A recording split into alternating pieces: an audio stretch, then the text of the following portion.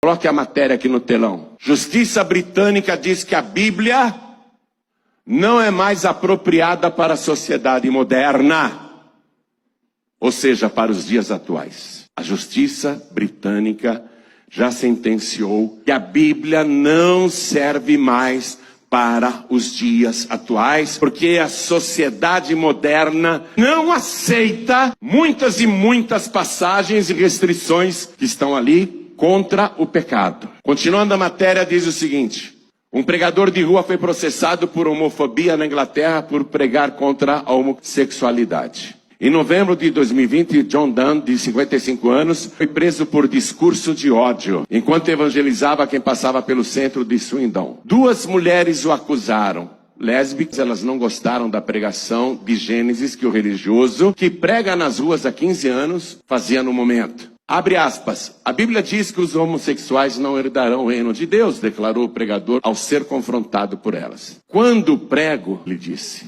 só digo o que está na Bíblia. Quando elas me disseram que estavam em um casamento entre pessoas do mesmo sexo, eu fiquei preocupado com elas. Tive que comunicar as consequências de suas ações com base no que a Bíblia diz, revelou. O pregador, porém, foi levado para a delegacia e interrogado.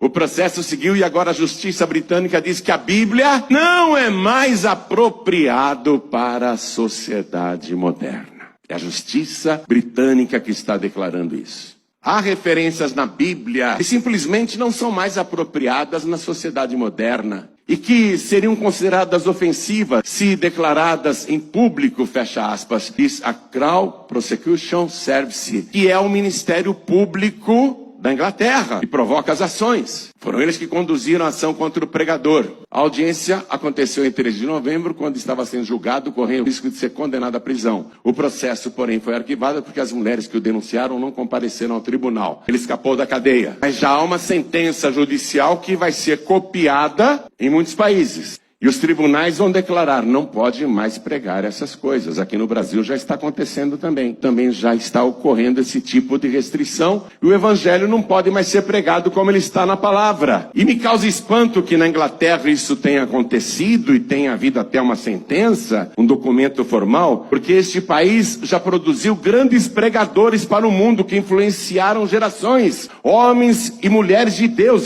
Eu vou citar alguns aqui. Ingleses, pregadores. John Knox foi um ministro, teólogo e escritor do Reino Unido que liderou a reforma protestante na Escócia. Ele foi o reformador da Igreja da Escócia e o fundador do presbiterianismo. William Carey foi um ministro evangelista batista missionário inglês, conhecido como o pai das missões modernas.